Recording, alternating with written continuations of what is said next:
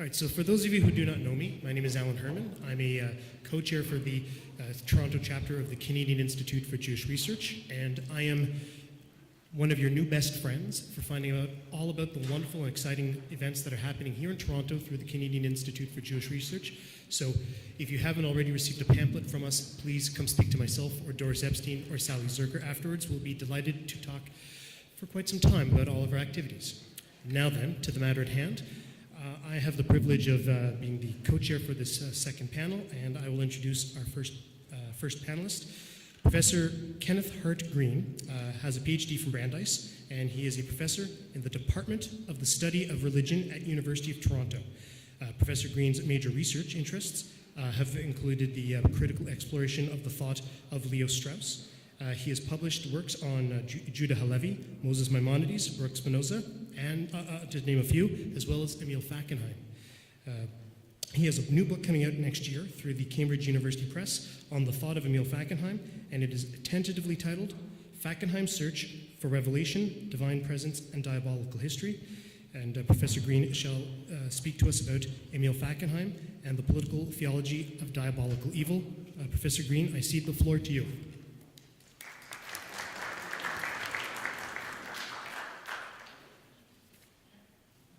Thank you all. Thank you, Alan, for those kind words. And I want to just put in a very, very brief, thank you to Fred Krantz, who overcame innumerable obstacles to get us here today, and I think we all owe him a tremendous debt.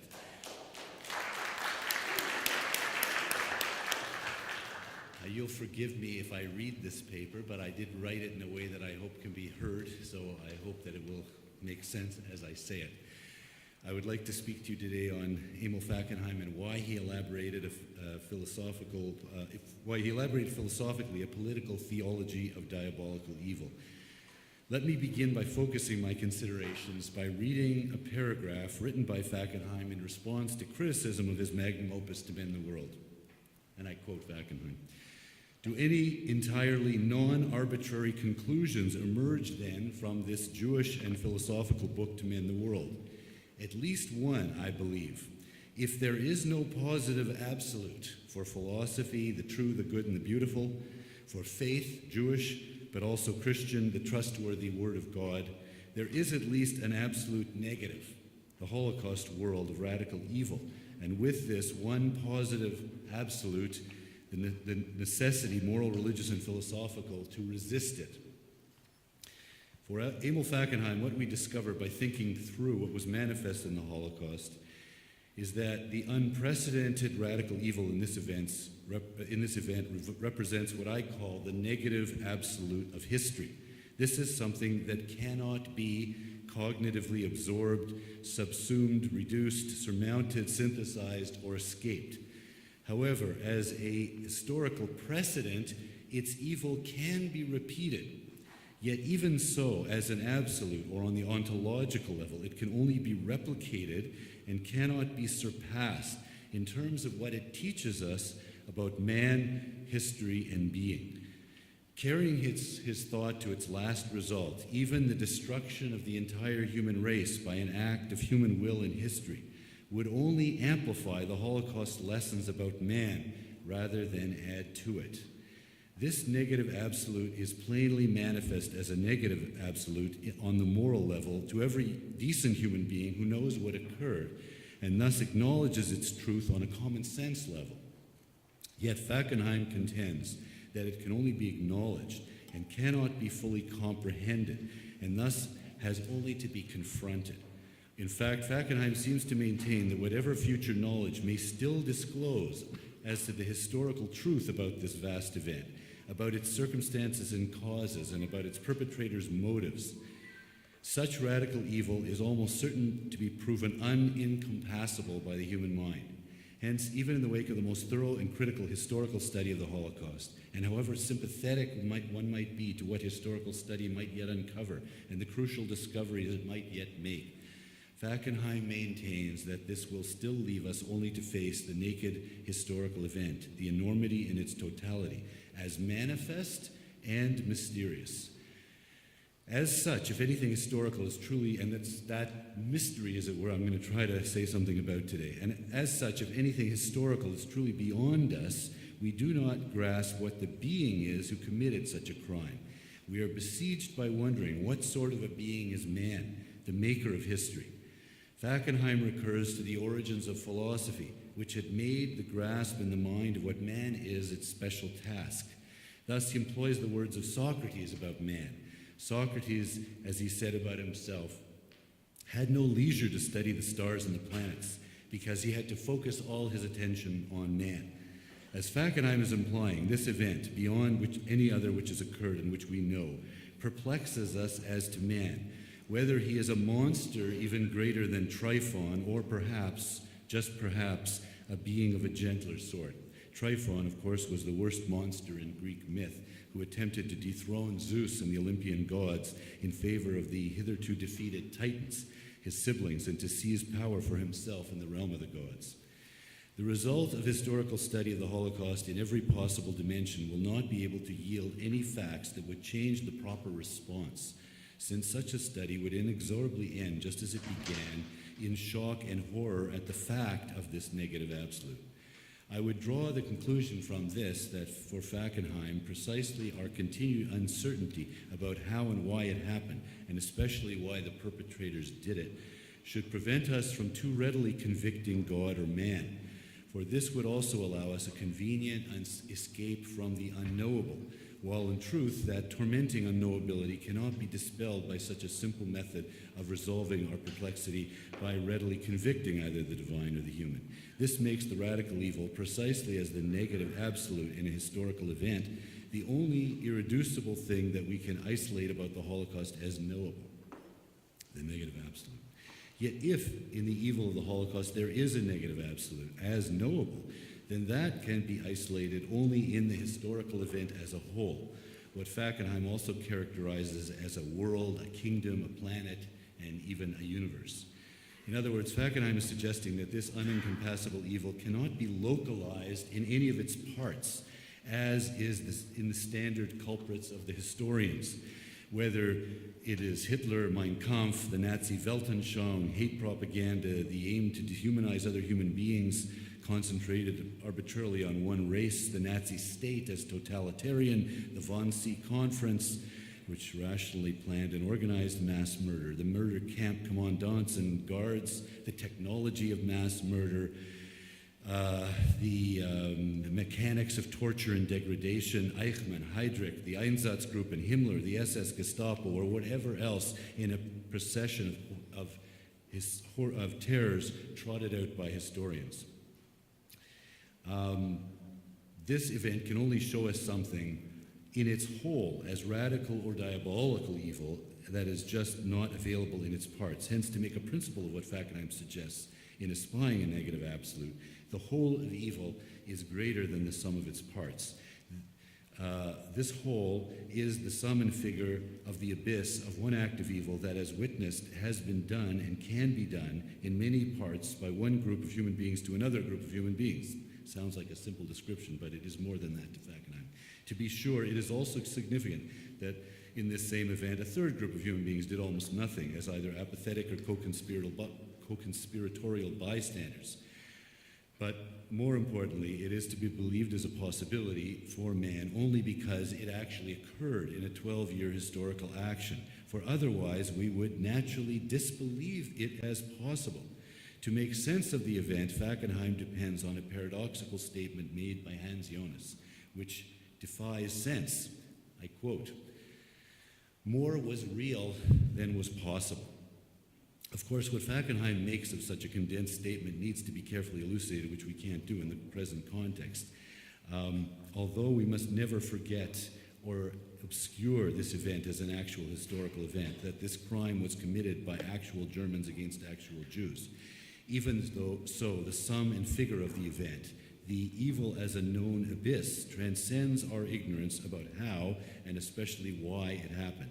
This is something that cannot be fully or properly explained. And it is that which we must know or isolate as the negative absolute. What this indicates is not ultimately what is ethnically localized about it. but rather it is a metaphysical or theological or ontological truth, as Fackenheim calls it, about human beings grounded in history. Radical evil in history shines through it darkly, if enigmatically, as a facet of what man is, i.e. it represents knowledge which enlightens us only insofar and precisely insofar as it is an ominous threat about man and to man. To repeat, as an unprecedented fact, which is also an absolute, the Holocaust cannot be surpassed, but it can be replicated. It forms a precedent. Once imagined or conceived, it can be equal. This is something that must concern everyone, every decent human being, as a warning and a prophecy. And I noticed a new book by Timothy Snyder on the Holocaust calls it both a history and a warning. Some others are seeing what Fackenheim saw a long time ago. This is something that must concern everyone. I'm sorry, repeating myself. It amounts to a negatively transcendent moral and ontological truth about man and history which cannot be erased. Besides its historical momentousness that has not yet been fully absorbed, this evil is so radical as to require a symbol for us to convey it. And to do so, we seem to be driven, or at least Fackenheim was driven, to old images and language which are in need of being endowed with a new significance, the devil and the demonic. Fackenheim believes we need a symbol consistent with how the monotheistic tradition shared by Jews and Christians has in the past dealt with evil, the devil. And he believes we need a figure which is at least in some measure consistent with how the Western philosophic tradition has on occasion made sense of evil, i.e. the demonic, even if it's not evident that this specifically religious figure, that is the devil, is fully graspable by the Western philosophic tradition on its own if it is not linked with monotheistic faith. Philosophy may not favor or lean toward the personal element, but it is capable of speaking about the demonic as a category of truth about man and what is in him.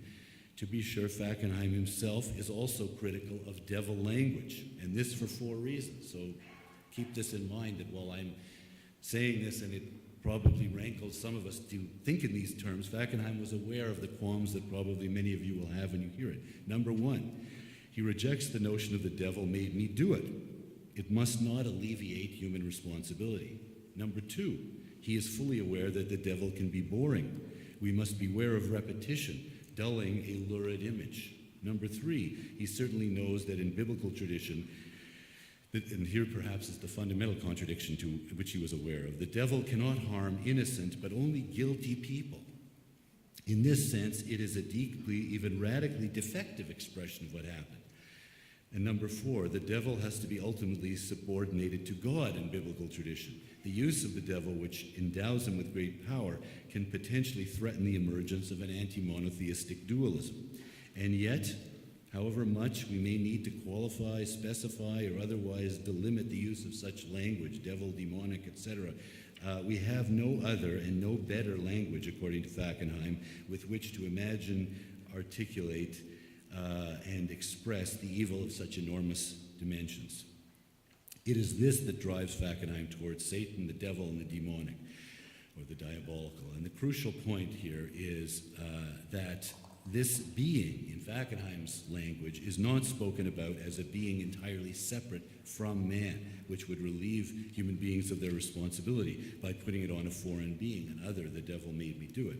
Rather, this name and symbolic figure represents something that has to be isolated and as genuine and irreducible in man, in human beings, which may yet transcend any single human being or single people or faith, as well as the entire human race. The figure of evil in man represented by the devil, symbolizing both what actually occurred in history and the transcendent aspect which seems beyond history, represents somewhat the Hegelian notion of absolute spirit. But actually, it's its diametrical opposite, its virtual antithesis. Conceived somewhat nebulously at first as an idea of radical evil, for Fackenheim it eventually, which he simply at the beginning talks in terms of the demonic, for Fackenheim it eventually has to be symbolized by the devil, although not with a capital D, absolutely personalized, because for everyone who is tempted by it and who succumbs to it, the evil is not in fact something from entirely outside them, although it might seem so, as with Germany falling to obedience of the Befehl, the commandment of the Führer. It was an act by which each evildoer also made an individual choice, although evidently in a collective context of a historical decision and a historical moment. Such an act changes what we thought we knew about man precisely in those accumulated choices congealed in a single choice. To be sure, those who succumb may well prefer to believe that this is someone else who tempts them because it alleviates them of responsibility. And Robert Lifton has an interesting book on the Nazi doctors which talks about doubling, which is a kind of putting it outside of oneself, the way the psychological process works. To be sure, certainly one way to avoid responsibility is to posit a divide itself, and so to negate responsibility for choice by putting it beyond a singular will, by resting it on God or history, on race or faith or people. But Fackenheim is clear that this will not do. Not merely collective Germany, but every individual German of Hitler's era bears some responsibility. And it is this duality of individual and collective responsibility that has something to do with what Fackenheim is thinking when he considers an imperative to use words like Satan and its cognates. And by the way, he doesn't use it as freely as I'm using it, but I'm trying to interpret something in his thought. Fackenheim is aware of the threat that this notion possesses because its otherness to human beings, as I said, seems to distinguish human freedom. But it is an other only in the sense in which any idea or image or impulse about the world is in us as it is also greater than us. An idea about man, the world, and God as a force to which we choose to come. It is still something inside us, although it is not our normal selves. We allow ourselves as individuals to succumb to it, and we sense we are alleviated by the collective context. And an idea, as something we think and act on, therefore is something both inside and outside us. And a symbol is needed for that, like the devil, for this reason. It helps us to capture a reality that embraces or bridges both dimensions, as this duality may be fully conveyed. Fully conveyed, although it cannot be understood because of the grotesqueness of the mass murder. And part of what makes the particular grotesqueness of it is the gratuitous torture and humiliation of those who were murdered as a deliberate and crucial aspect of the plan, and not just these things as accidents due to moral perverts who are unwittingly allowed into the process. The reasons for the gratuitous evil might seem evident in a psychopath, but never in an entire nation or an entire religion which dedicates itself to such things and even considers them permissible. This gratuitous torture and humiliation of those to be murdered as a deliberate and crucial aspect of the plan makes it impossible for us to grasp the event in terms of anything which any language we ordinarily use to speak about human things, whether it's familiar or even in rare human types, like the psychopath. Nothing human beings have done, even on a massive scale, however heinous, quite prepares us to grasp what happened. The mind that conceived such things did so in its original intention, that is, included the humiliation and the torture, which encompassed the murder. It acted on its conception to achieve utmost cruelty and viciousness by deliberate design. And as this further compels us to say, the mind which conceived such a plan was aware that this set of actions would be executed by the most seemingly normal or banal human beings. Here's Fackenheim's answer to Hannah Arendt. It consciously used banality for entirely unbanal purposes, so as to heighten the evil. How much time do I have left? Not much, I think.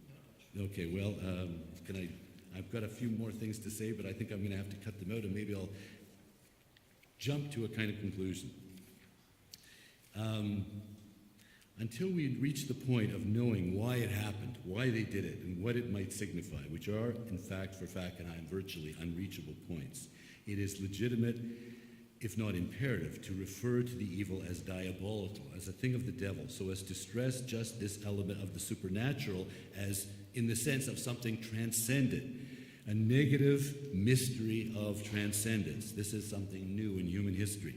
If the word supernatural smacks too much of miracles and positive revelation for some people, I believe Fackenheim would not have been opposed to letting it be characterized sufficiently as an unaccountable ontological mystery, not necessarily of the supernatural in any commonly discernible theological sense. For this event is supernatural only in the sense that as a negative absolute, it shatters everything we thought we knew about man and opposes everything high we thought it was reasonable to believe about him. And as such, in the past, the symbol for such opposition to everything high in man was the figure of the devil, of Satan, as the figure of an enormity that cannot be entirely contained in man, but is of man or human beings. This figure is needed to convey the negatively transcendent quality of such unprecedented radical evil. Thank you.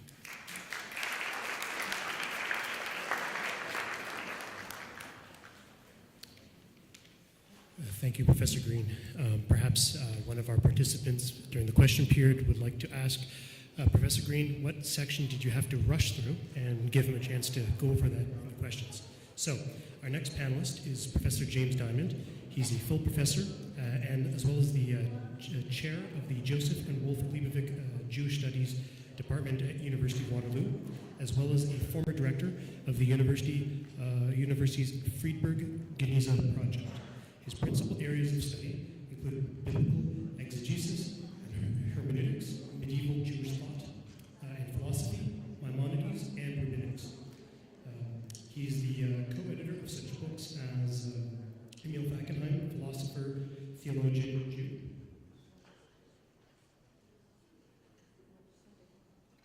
How's this? Do you hear me better? So hopefully you caught some of that. So sorry, Professor Diamond. Technical difficulty. Well, look, I'll cut straight to. He has a book. He's got a book coming out. His recent book is Maimonides: Shaping of Jewish Canon, published by the Cambridge University Press. He will speak to us about God's infinite pain, encounter between Emil Fackenheim and the Warsaw Ghetto Rebbe. Thank you very much. Thank you. It's a great honor for me to be here. I want to thank Fred and the CIJR for organizing this, and Yuna and Bet Tikva. I have to get something off my chest. The fact that Fred had to overcome so many hurdles and obstacles to find a home for a conference on the thought of one of Toronto's own greatest treasure in both philosophy, both in the scholarly world and in the Jewish world, is cause for concern. It's also a great honor for me to be here to the chagrin of my Jewish Altaheim mother. It's largely because of Emil Fackenheim that I didn't end up as a Jewish doctor, as a medical doctor. And so when I started university, I entered into the normal biology, chemistry, physics, and within a few weeks after taking Fackenheim's course, and in fact, it reminds me very much of the course because the TA for that original course is sitting right here, Bob Rubenstein, and I still owe him a paper from 4 decades ago. He's after me. And so immediately after 2 weeks of listening to Fackenheim, I dropped every single science course. My mother didn't know that until about 3 years later, and entered into the world of philosophy and Jewish thought. So it's a great honor to be here, and that was the classes that I took along with Ken, actually. Rabbi Kalonymus Kalman Shapiro lived his life in a formal capacity as the leader of a Hasidic sect, a tzaddik, revered as the Piaseczner Rebbe, or more popularly known since the Shoah as the Warsaw Ghetto Rebbe. Throughout the unspeakable horrors experienced by his dying community in the ghetto, he heroically persevered with spiritual guidance and consolation, as both his role and his extraordinarily empathetic character dictated.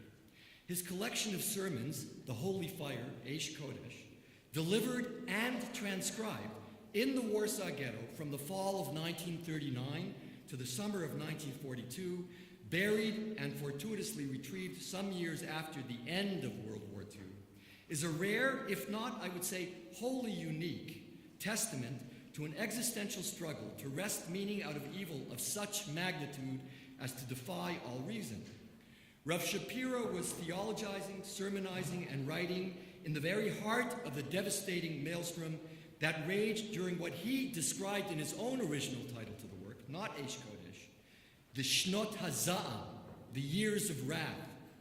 Each word is also tragically, near suffocatingly so, burdened by the immediate and total decimation of his own family, including the loss of his 2 children with the onset of the war and invasion of Poland. One cannot measure the importance of Rav Shapira's thought for Emil Fackenheim quantitatively. Though he engages Rav Shapira's sermons, as far as I can determine, only once in his published corpus, he acknowledges their centrality for his mature thinking on the Holocaust with his indebtedness to them in completing his full-length book, What is Judaism, in Israel in 1986.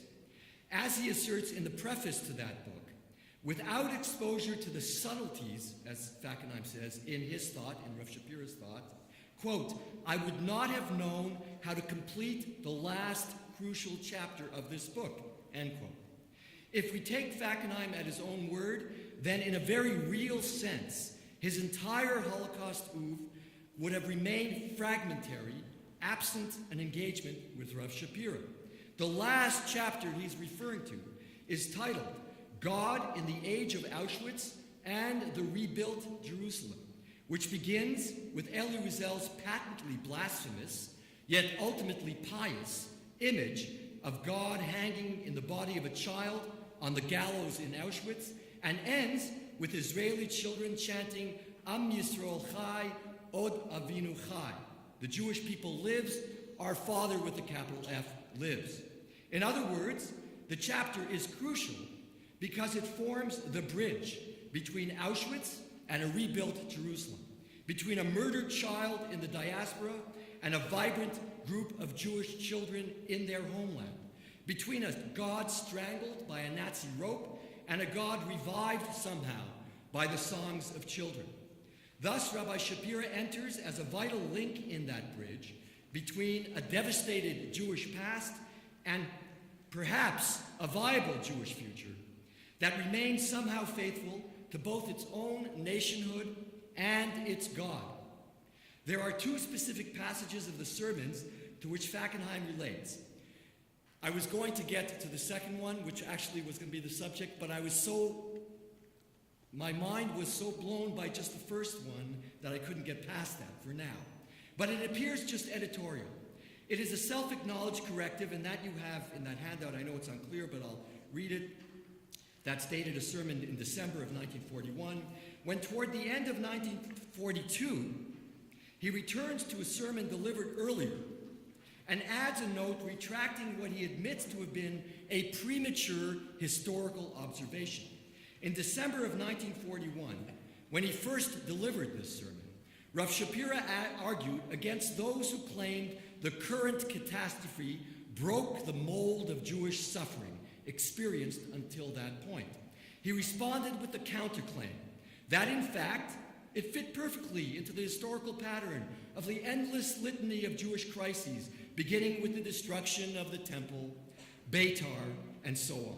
However, after another year of relentless and escalating suffering, Rabbi Shapira returns to his earlier statement in a remarkable gesture of intellectual and theological courage, admits its hollowness in light of what has transpired in the interim. Capitulating to his previous detractors, he frankly admits that, and I'm translating here, as the monstrous torments, the terrible and freakish deaths which the malevolent murderers invented against us, the house of Israel, from that point on, meaning the middle of 1942, according to my knowledge, and listen carefully, of rabbinic literature and Jewish history, Divrei Chazal, v'Divrei Hayamim shel Yisrael, there has never been anything like them, end quote. What is this, quote, terrible truth, as Fackenheim characterizes it 4 decades later, that is still denied, other than Fackenheim's own repeated classification of the Shoah as a historical novum, a manifestation of evil so heinously novel as to constitute a rupture that literally shatters the causal historical continuum. It is important to note that Rav Shapira's careful articulation of the catastrophe's uniqueness is measured against both history, Divrei Hayamim, and what he would have considered the very essence of Jewish thought, or for him, I would say, thought simpliciter, rabbinic theology, rabbinic literature. The suffering of the Shoah presents a novum for Rav Shapira, not just factually or empirically, according to his knowledge, quote, of Jewish history in general, but it is rabbinically unparalleled as well. It's a whole different ballgame. The historical precedents he refers to of the temple and Beitar are constituents of a kind of, if you can excuse me, Heilsgeschichte, in which they signify far more than mere historical events. They are constructed rabbinically as the quintessential Jewish tragedies to which the classical rabbis responded theologically and halachically in order to maintain and perpetuate their faith for them and for future generations. They thus form living, theological, as well as historical archetypes to which all Jews can turn in times of pain and distress for their own spiritual sustenance. Those responses, however, are no longer adequate by the end of 1942, and so the Hasidic Rebbe, whose life and thought is literally filtered through the lens of the vast midrashic corpus of his rabbinic predecessor, remains completely vulnerable to the theological challenges of the current radical evil. Just like Rav Shapira, Fackenheim does not simply confront the Shoah as a historian, but far more importantly, as a philosopher and a theologian. As such, the implications of the Shoah's uniqueness transcend its mere phenomenological dimensions, raising it to the realm of metaphysics, challenging philosophy and thought itself. If the Shoah was an event in which, Fackenheim said, no thought could exist, and after which thought's, he says, survival lies elsewhere, then Rav Shapira's sermons may perhaps offer Fackenheim some semblance of the location of that elsewhere. And so we return to Rav Shapira's amended sermon. This later appended note, then, overshadows the rabbinic precedents he resorts to as the original sermon continues. That is, I feel that if that's a note that he appends to the original sermon, then one must really reread the entire sermon, because everything flows from his original conclusions, that this fit in to the normal kind of course of Jewish history and the way the rabbis constructed Jewish history. As a source of inspiration in that first draft, so to speak, Rabbi Shapira looks to Rabbi Akiva, the most prominent of second century rabbis, who famously responds to his students' inability to comprehend the extent of their master's faith despite being subjected to excruciating physical torture. Ad kan, to such a limit. Astoundingly, Rabbi Akiva transforms what is apparently unbearable pain into relief from a lifetime of anxiety at the possibility that he may never have been presented with the opportunity of martyrdom, what he considered a formal mitzvah of serving God with all your soul. Failure to perform a mitzvah, of course, would constitute the very height of an incomplete life for one of Rabbi Akiva's devotion. And so Rabbi Shapira interprets the student's question as a suppressed disclosure of doubt that, quote, had occurred to them in their hearts, which resonates with Moses' famous Talmudic passage, faith-shattering question of God, when he himself is miraculously exposed to Rabbi Akiva's horrifying end. And his question to God, Zot Torah v'zot schara, this is Torah and this is its reward. In that case, God simply pulls rank by stifling any further questioning with the assertion of an incomprehensible divine fiat. Shtok, kach Allah b'machshavti. Silence, so I have decided. Hesitant to explicitly articulate Moses' question and be met with the same disquieting censure from their own master, the students only hinted at it in order to evoke some meaningful response. They were desperate to mend their own brokenness, which Akiva in fact perfectly understood, and so quelled their doubts. However, Rabbi Shapira's note demands of his current readers a reconsideration of that very midrash, or even perhaps a revocation of the sermonizing that followed from that initial assessment, which has been overturned by his own words by subsequent events. Perhaps, as Rabbi Shapiro's new awareness demands, the question must no longer be submerged in one's heart, and correspondingly all that remains is to submit to a deafening silence rather than anticipate the kind of restoration of faith Rabbi Akiva inspired. The reconsideration of Akiva's response perhaps could be discovered in a drasha, a sermon, after the end of 1941, when by his own admission the gravity of the evil has surpassed all previous categories. Certainly his third last drasha, delivered at the end of June of 1942, qualifies. To describe the extent of the ghetto's desperation at that point, and we can date each drasha so we know the context in terms of what's going on in the ghetto. It is 1 month before Adam Chernyakov, head of the Warsaw Ghetto Jewish Council, commits suicide rather than deliver the daily quota of deportees to satisfy the Nazis' voracious appetite for Jewish death, regardless of age. Rabbi Shapiro once more reaches for the experience of the group known as the Asara Haruge Malchus, the 10 martyrs, of which Rabbi Akiva is only the most prominent member. Yet this time, he does not appeal to that past exemplar of Jewish suffering for inspiration or consolation, but rather as a point of contrast to this newest experience. Life in the ghetto pushes the extremities of suffering farther than that previous paradigm of all Jewish suffering. And this time, all of existence is brought into question by it. And so I quote, this is on the other side of your source, dated June 1942. Quote, this is Rabbi Shapiro. In truth, it is incredible that the world continues to exist despite so many screams as these. For it is said that the 10 martyrs, picking up on a midrash, provoked so many screams from the angels, declaring, Zo Torah v'zo schara, to God, this is Torah and this is its reward, that a voice from heaven threatened, if I hear one more sound, I'll turn the world into water, meaning I'll turn the world into chaos.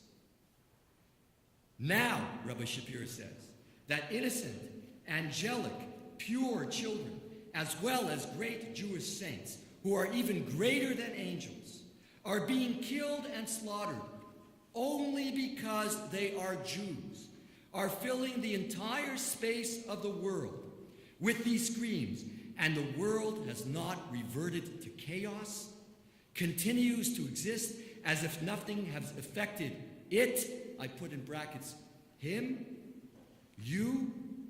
Primarily, I believe one must understand this in the context of Rabbi Shapiro's role as a Hasidic master. As such, his mandate is to intercede on behalf of his followers in Israel with God, even to the point of overpowering God's own will with the strength of the Rebbe's resolute conviction in divine goodness and compassion. In other words, the Rebbe forces God to live up to the very essence of God's own nature. In this sense, Rabbi Shapiro's horrifying question is a challenge to God, couched in rabbinic language that is his mother tongue, that permits audacity when addressing God, without being sacrilegious, which can be understood as, and this my own words, translating his own words, previously you silenced screams so that the world could continue to exist. How can you not exercise that same authority now when the world faces screams that are so much greater by orders of magnitude? To stop the screams now, you must stop the slaughter of your people. Yet, in light of the Rebbe's previous revision, he is also calling for a radical rethinking of the theology that Rabbi Akiva's and his compatriots' martyrdom has posed for Jews for the last 2 millennia. Here, Fackenheim's appeal to the very same midrash, I believe, reveals the inadequacy of the traditional symbolism the 10 martyrs has evoked in the past when faced with the novum of the Shoah. For Fackenheim, God's decree was acceptable in Akiva's time when choosing martyrdom was an option. After all, by breaching the emperor's prohibitions on such things as teaching Torah, Judaism's lifeblood, their choices were in fact to ensure the survival of Jews and Judaism. However, in the Shoah, as Fackenheim says, the children, quote, the mothers and the Muslimaner had not chosen to be martyrs, had not died as martyrs, and that God needs that death is unacceptable, end quote. And so I'll conclude with my last paragraph. paragraph. If Rabbi Shapiro was so careful and precise as to revise an earlier version of his sermon, then it is safe to assume that he was equally so in his 10 Martyrs reference. For the tzaddik, who in Hasidic theology functions as the veritable axis mundi between God and the world, so much is at stake for God and the world. Rav Shapiro, it is only the scope of the killing, it is not only the scope of the killing that Rabbi Shapiro accentuates, far outnumbers the Roman persecution.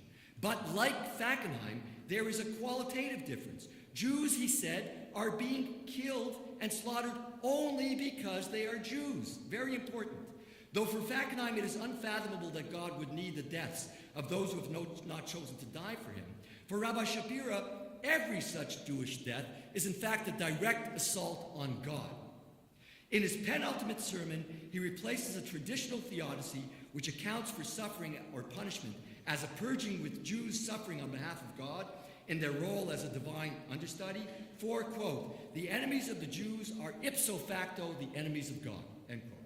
Moses' desert battle cry, demanding that God arise and rout his enemies, Kuma Hashem, v'yafutzu oivecha, for Rav Shapiro amounts to a plea to reverse what is an apparent emasculation of God that Jewish suffering projects.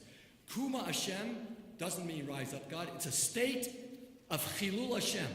Rather than sitting on his throne and being recognized for his regal authority, for Rav Shapiro, standing is when he's emasculated, when there's a Chilul Hashem going on.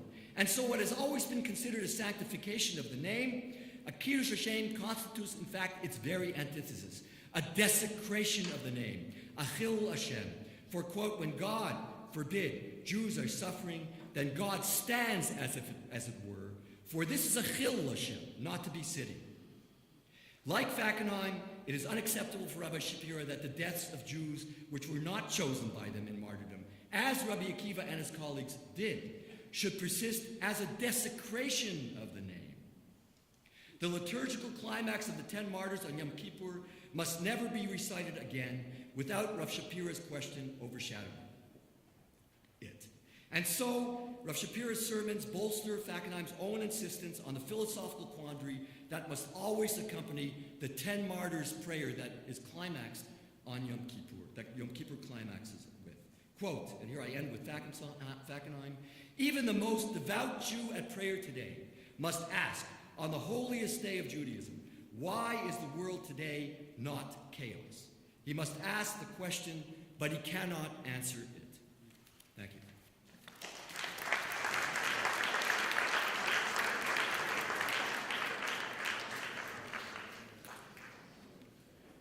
And thank you, Professor Diamond. I hope you can all hear me clearly this time. Our third panelist is Professor Paul Merkley, who is a retired professor from the History Department of Carleton University. His scholarly reputation has been based on several books and many essays on Christian theology of history, the religious factor in American history, the history of Christian activity on behalf of restoration of the Jews to Eretz Israel, and the role of Christians in the Zionist movement. At the same time, he has developed a reputation as an advocate for Israel within the churches. He's an active member of the Canadian branch of the International Christian Embassy, Jerusalem. His essays on current political matters appear regularly on the website thebayviewreview.com and, just so that everyone takes note, publications of the Canadian Institute for Jewish Research. So, Professor Merkley will now speak to us about the Emil Fackenheim, the perspective of a Christian realist. And Professor Merkley, the floor is yours.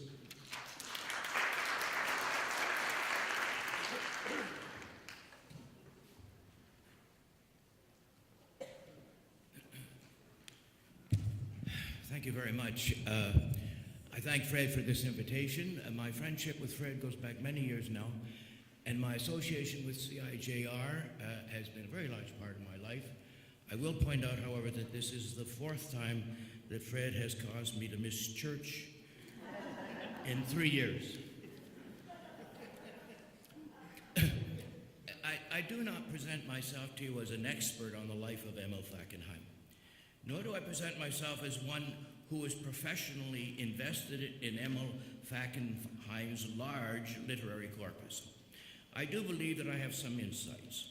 First of all, some small change insights deriving from some personal and contact many years ago. And secondly, some insights into the accomplishments that might not have occurred to you as Jews.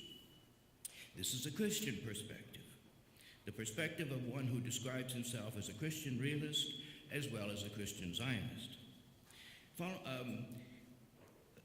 I graduated from the University of Toronto with a master's degree, and I went out and taught high school for a few years, and then I went back to the department and asked if I could prepare myself for a PhD, and I proposed to them to write a thesis about the American theologian Reinhold Niebuhr. I hope that rings a bell. And they agreed to it, although they were a little dubious as to what I was up to. That was in the fall of 1960. Do you know the name Reinhold Niebuhr? Reinhold Niebuhr is without doubt the best known American theologian, was then, is now. He was actually the first American theologian since Jonathan Edwards in the late 18th century to acquire a reputation outside America.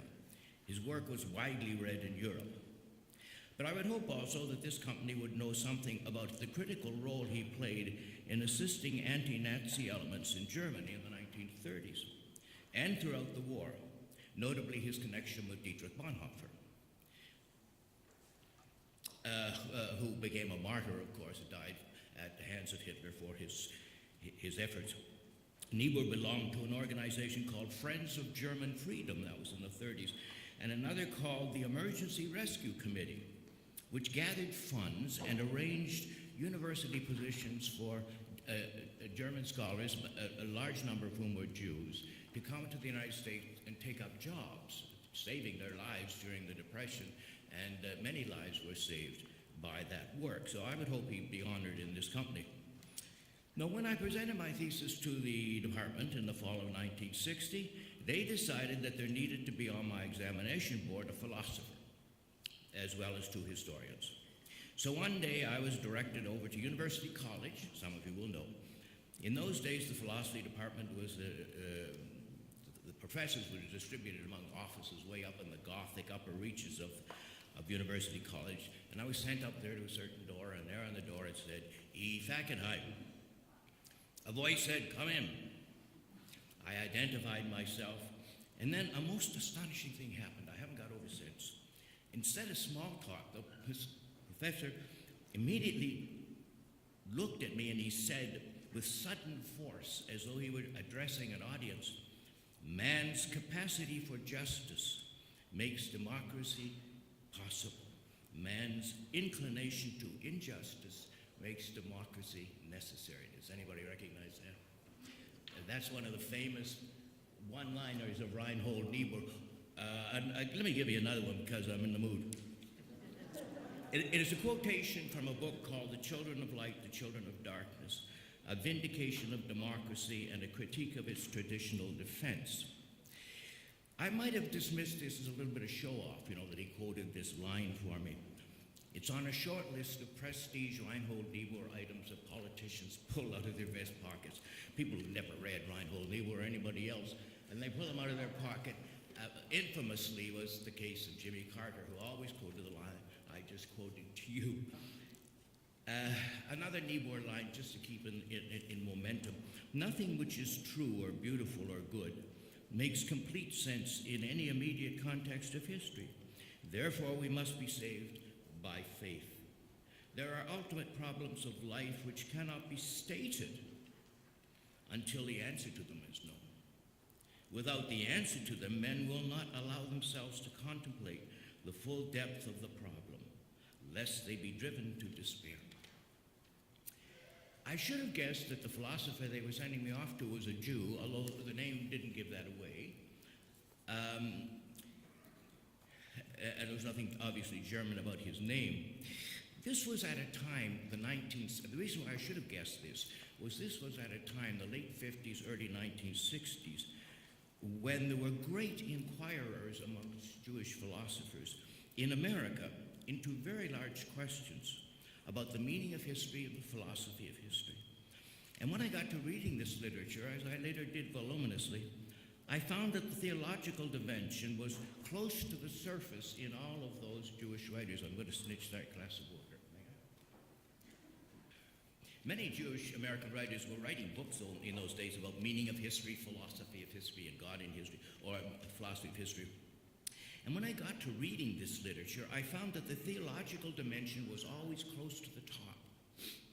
In the work of Martin Buber, Abraham Joseph Heschel,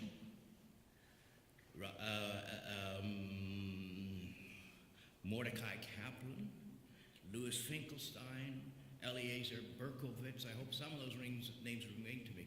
I read these assiduously and was really very moved by them. I will tell you now to save you the trouble that there were among the Christian scholars whose writings I knew in those days no peers to this literature in terms of the way in which it dealt with the largest questions of meaning in life, which are the currency of theology. Meanwhile, among nominally Christian and a fortiori among post-Christians and non-Jewish philosophers, the prestigious academics were turning to questions of ever more remote relevancy, developing highly technical vocabulary for in-house debates about academic audiences. It was the season of logical analysis and linguistic philosophy and hermeneutics, and I hope I'm not hurting anybody, but it was work characterized by what seemed to me painfully obscure themes and dense terminology. Well, Fackenheim and I hit it off immediately. And he was on the panel that dealt with my thesis. Now I move forward several years to 1970. I am now Vice Dean of St. Patrick's College of Carleton University, but don't get excited if it was a penny ante operation. But there was, I discovered when I got into the budget, there was a line item for me to use for distinguished speakers. And I thought, I will put on a small conference about theology and politics, I think I called it. And the first name I thought of course, was Emil Fackenheim. I got to him, and he agreed to come, and he said he was going to talk about the meaning of the Holocaust for philosophy, and I thought, I'm not really sure that's what I want to hear. And he came and we talked, but anyway, before he talked, I stood up and I introduced him, and I said, to give you some notion of the man you're going to be dealing with tonight, the dimension of the man you're going to be dealing with tonight. This is the man who became a rabbi in Berlin in 1939.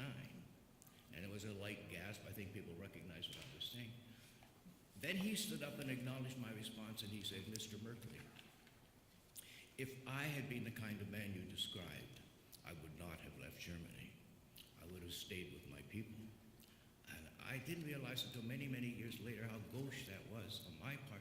Not really gauche, I mean, that was the right thing to say. But many, many, many years later, how large a reality that was. I am a Christian realist. I am a Christian Zionist.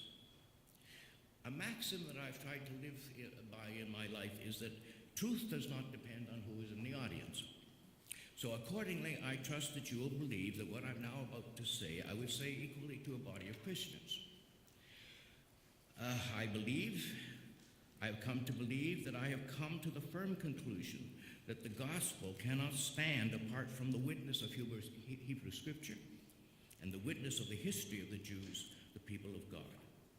I subscribe to a dictum of Abraham Joshua Heschel, one of my very, very favorite authors.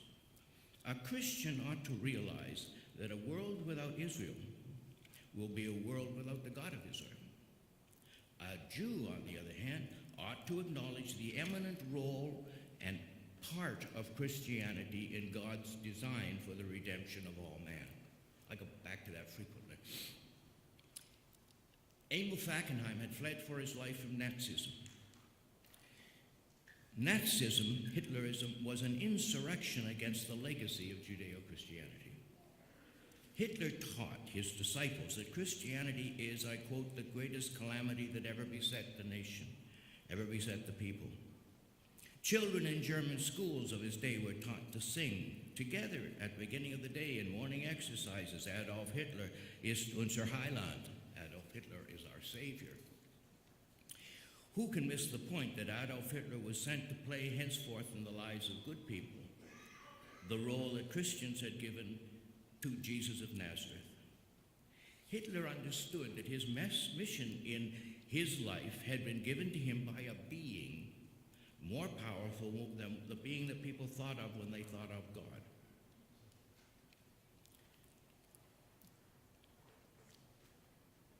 The foremost prophet of this being was Friedrich Nietzsche, to whom mankind owed the discovery that it must find the true path towards self-discovery by turning away from Jehovah, the God of the Bible. Christianity, said Nietzsche, was born of weakness, failure, and resentment, and it is the enemy of reason and honesty, of the body, of sex in particular, and of power, joy, and freedom. He saw biblical Judaism as the source of the anti-virtue that had triumphed in Christianity. And I have a long excerpt from Beyond Good and Evil, but you would recognize it anyway.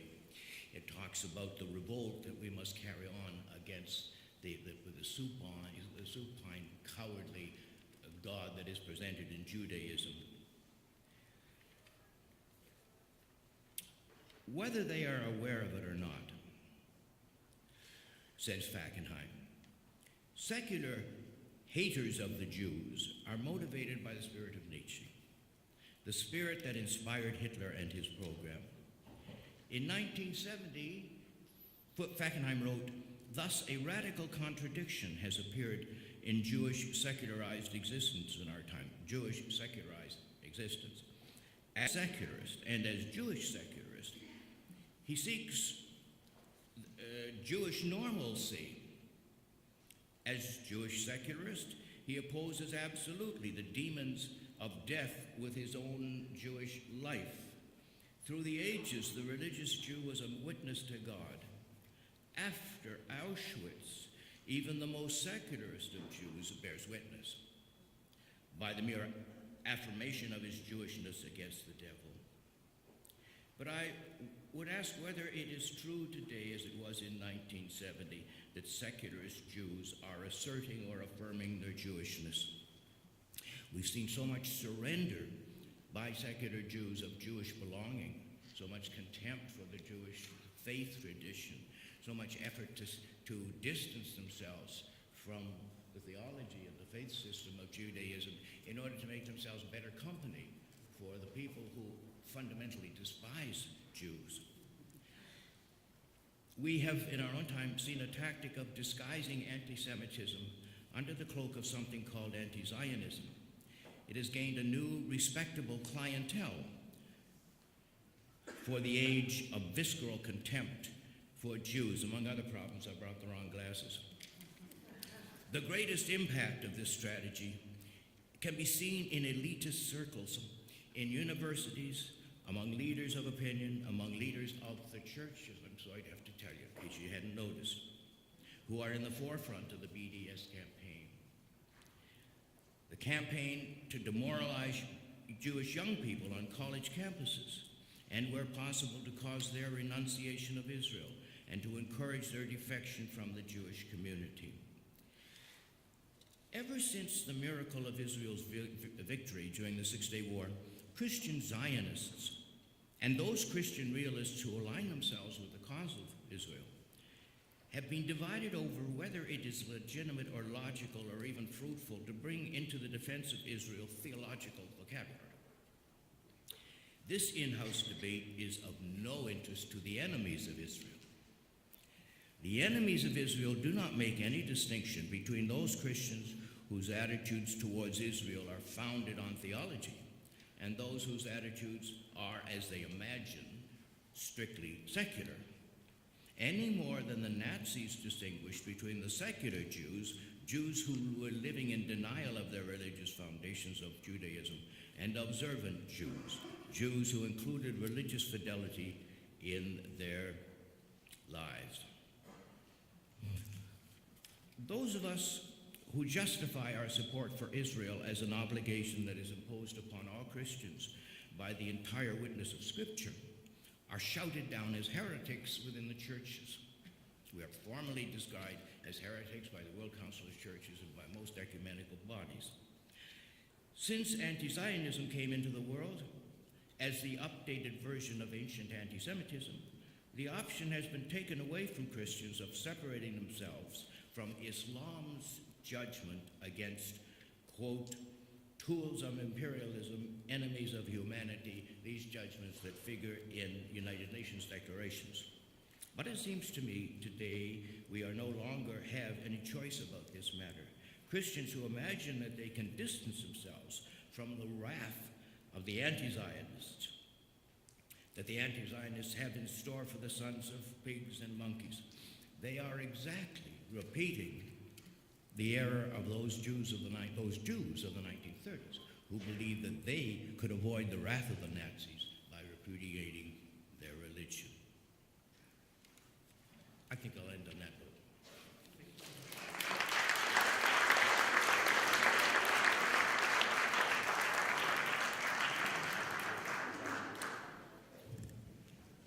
We have time for a few questions. So who would like to go first? My question is for Professor Diamond. Professor Diamond, why was it so necessary for Emil Fackenheim to come up with the 614th mitzvah when we have 613? Aren't the 613 sufficient in themselves for Jewish continuity? Why add another?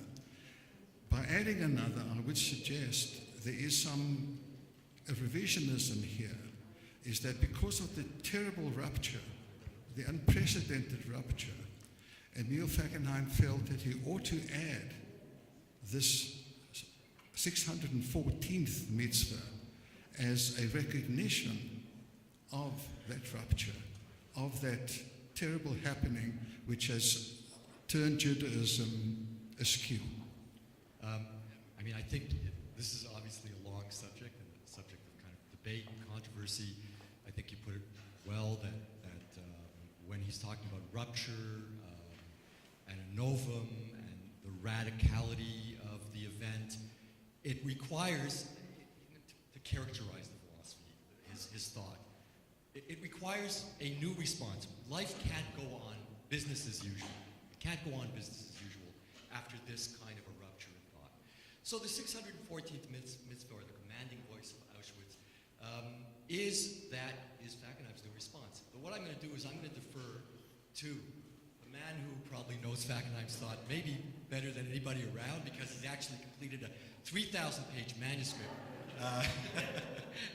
So I'm going to defer to you to answer that as well. Well, I'm not sure I can say anything other than what Jim Diamond has just said, but I think that, yes, this is a commandment for a new age.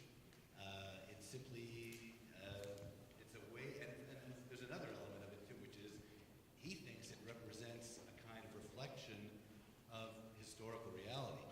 In other words, the Jews, after, I don't know, 2015, let's not speak what Professor Merkley referred to in the caving of many people, but at least in the immediate aftermath of the Second World War and the Holocaust, first of all, the creation of the State of Israel, but also the change in behavior of Jews in the diaspora, Galut, in the exile. That was a sign that the Jews had heard something and responded in a way that showed that they were not going to go on business as usual, these were Professor Diamond's words. And that was, the commandment then becomes almost an expression of a reality that exists quite independently of what Fackenheim's saying.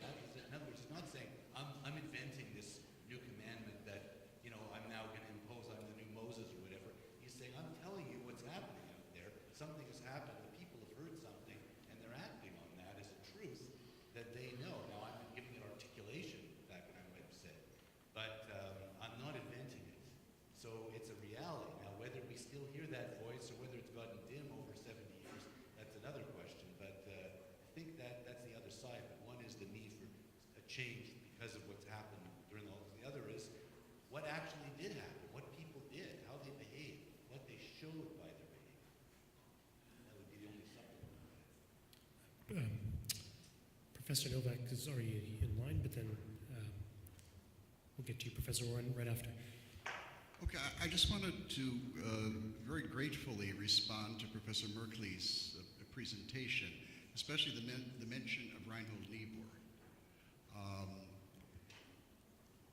a while back in his Gifford lectures, the American Protestant theologian Stanley Hauerwas, who, by the way, in no way whatsoever is either anti-Semitic or anti-Jewish, basically, I would say, belittled Reinhold Niebuhr as kind of a superficial thinker. And I felt impelled to write an article to the contrary, is that Niebuhr was the first Christian theologian who basically presented a theological argument against Nazism. I mean, the confessing church objected simply to the Nazis overtaking, putting pictures of Hitler on the altar and things like that. But Niebuhr saw it rooted in idolatry, that the injustice of Nazism was idolatry, as early as 1934.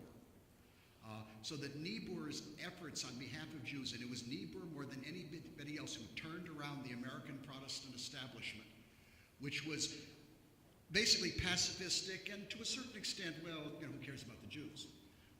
This was Niebuhr's doing. And in writing an article contrary to Hauerwas defending Niebuhr, I came across Emil Fackenheim's treatment of Nazism as idolatry, and it had to be understood as idolatry.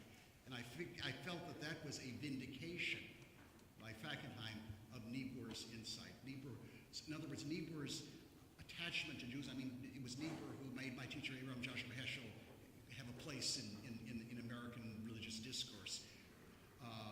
And it was that understanding of Niebuhr, and I felt that Fackenheim's essay on idolatry was, in its own way, I don't know whether Fackenheim was aware of Niebuhr's essay, or Niebuhr's treatment of idolatry, but in that way, this brought together Reinhold Niebuhr and Emil Fackenheim just in a wonderful way, and I thank you for it.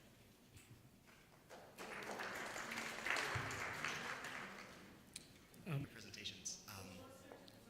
Thank you very much for your presentations. The theme within Emil Fackenheim's thoughts on the unprecedented nature of the Holocaust, what would he call upon Jews to do in today's period of time in light of other people's genocides, whether it's the current situation in the Middle East or the Armenian genocide? In his book, To Mend the World, he rebukes Martin Buber for not engaging enough with radical evil. I think in light of Buber's letter to Gandhi, I think he's engaging with radical evil in a couple of ways. One is, in his letter to Gandhi, Buber does indeed, he's very aware of the Nazi atrocities against the Jews, which he uses to legitimize the Zionist cause, but he's also engaging in a dialogue with Gandhi and the Indian situation at the time.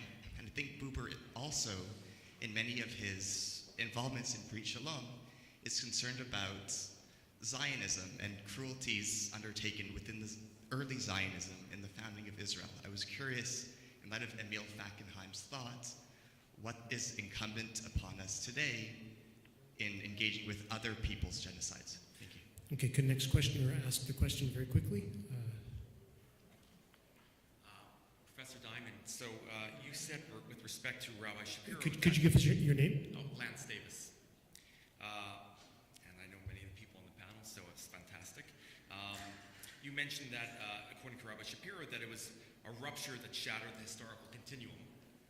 And my question is, was it a rupture that shattered also the covenantal relationship between God and the Jewish people? Did he go that far to say that? And I would say part B, would Fackenheim agree with that as well? And I say that with having Yitz Greenberg in the room as well, because it's all so interconnected. Professor Oren, do you still have a question? Cliff? Okay. Panelists?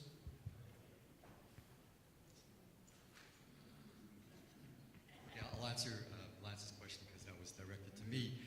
I don't mean to say at all here, and this is subject to further reflection, that Rabbi Shapiro, I think, is a rejected covenantal relationship. I don't think he ever does. His sermons are not a systematic philosophical treatise by any stretch of the imagination. What you have in, for instance, the passages I quoted, and all through the sermons, are an concrete existential struggle with a historical event that I'm not sure Rabbi Shapiro would call the equivalent of Yiddish, I guess it would be, or Hebrew, a rupture. But it does bring to the fore, actually, something that Fackenheim said much later. That is, he actually admits, goes back and corrects something, right? I mean, it's mind-boggling that in 1943, he's starving to death, right? The ghetto is dead. There are deportations, right? He's lost his whole family, and he can still go back, right? And leave. Don't forget, this isn't for himself anymore, and this isn't for his people. It can't be. The drushes have already ended. So it can only be for posterity. So what I was trying to make the parallel was that he, in not exactly the same fact, but in a sense, is doing what Fackenheim is doing. We must now reconsider what we've always thought to be the old theological models that gave us our consolation, our ability to perpetuate ourselves. We have to rethink them. They're no longer sufficient. That's what he means by, I thought he's very careful, that I haven't seen this in historical terms or in Divrei Chazal. That's very important. That is, if Divrei Chazal can't offer me, right, what I need to face the challenge of this event, then a Hasidic master is pretty exposed. So I wouldn't say 614th commandment. I wouldn't say that's what he would say. But I would say it's a question. It's a big question.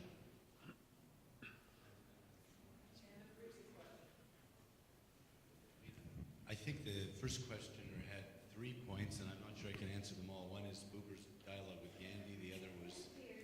Can't hear me?